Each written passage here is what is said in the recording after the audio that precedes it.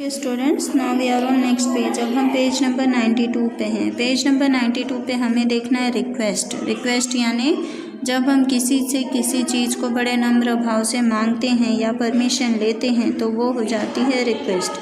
तो रिक्वेस्ट जो है वो 4 अलग अलग तरह से होती है। पहली है वुड, दूसरी है वॉन्ट, तीसरी है कैन और चौथी है कुड। अब वुड को हम कैसे यूज़ करते हैं? Use to make a polite request. अगर हमको किसी से बड़े प्यारे नम्र भाव से कुछ रिक्वेस्ट करनी हो तब। It is more polite than will. ये काफ़ी पोलाइट वर्ड माना जाता है विल के अपेक्षा, यानी विल से भी अच्छा शब्द होता है would. Example, would you open the window please. क्या तुम विंडो ओपन कर दोगे प्लीज़। फिर दूसरा है won't use to make a request. ये भी रिक्वेस्ट के लिए यूज़ किया जाता है। Won't you have something to drink. क्या तुम्हें कुछ भी पीने के लिए है।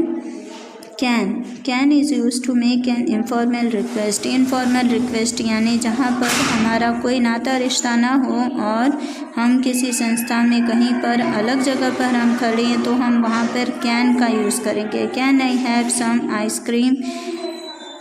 Could used to make a polite request but it is uncertain whether it will be accepted। यहाँ पे could का यूज़ हम polite request के तौर पर ही करते हैं, लेकिन इसका रिज़ल्ट जो है वो uncertain whether it will be accepted यानी कि वो हो पाएगा या नहीं हो पाएगा, यानी हमें परमिशन मिल पाएगी या नहीं मिल पाएगी। Example, mother could you buy a watch for me please. अब यहाँ पे मदर से डिमांड की जा रही है कि क्या तुम मेरे लिए घड़ी ले आओगी। फिर उसके बाद में प्लीज़ भी कहा जा रहा है, तो ये पॉसिबिलिटी है या रिक्वेस्ट भी है। रिक्वेस्ट इसलिए क्योंकि प्लीज़ लगा है, लेकिन पॉसिबिलिटी इसलिए है कि हो भी सकती है और नहीं भी हो सकती। Here are more examples. कुछ और एग्जाम्पल्स हैं जो कि यहाँ दिए हुए हैं। देखिए examples, would you shut the door please. क्या तुम दरवाज़ा बंद कर दोगे। Won't you have some lemonade after the tiring journey. क्या तुम थोड़ा सा नींबू पानी दोगे जर्नी से आने के बाद। Can I eat some roasted peanuts. क्या मैं भुने हुए सींग खा सकती हूँ। Father could you buy a mobile phone for me please. Father क्या आप मेरे लिए मोबाइल फ़ोन ले सकते हैं प्लीज़। तो rewrite the following commands as request by using could and would. अब यहाँ पे एक्सरसाइज F जो है वो आपको हमें कुड या वुड यूज़ करके इसे कंप्लीट करनी है। तो ये आपको PDF थ्रू मिल जाएगी। उसके बाद हम नीचे आ जाते हैं। अब नीचे हमारे लिए मे और डेयर दिया है। तो मे क्या है, डेयर क्या है। डेयर यानी हिम्मत में, यानी करने का काबिलियत, यानी कर सकते हैं हिम्मत के साथ। May is use to express a wish. May हम तब यूज़ करते हैं जब हमें अपनी इच्छा जाहिर करनी होती है। Example, may God bless you, यानी हमारी इच्छा है भगवान आपके ऊपर आशीर्वाद बनाए रखें। May all your wishes be fulfilled. मेरी इच्छा है कि तुम्हारी सारी इच्छाएं पूरी हो जाए।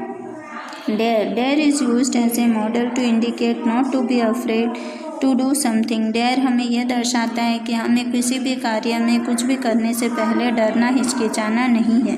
It is use mostly in negative sentences and in questions. इसका यूज़ हमेशा नेगेटिव सेंटेंस या क्वेश्चन फॉर्म करने में किया जाता है। Example, I daren't speak to him now since he is angry. मेरी हिम्मत नहीं हुई उससे बात करने की क्योंकि वो गुस्सा है। Dare can also be used as a normal verb with do, does and did. Dare का यूज़ हम नॉर्मल वर्ब जैसे डू, डज और डिड के तौर पर भी कर सकते हैं। Example, I don't dare to speak to him now since he is angry. मेरी हिम्मत नहीं हो पा रही है इसलिए मैं अभी उससे बात नहीं करूँगा क्योंकि वो अभी गुस्से में। Do you dare to go close to the lion's cage. क्या तुम्हारी हिम्मत है कि तुम लायंस के पिंजरे के पास जाओ।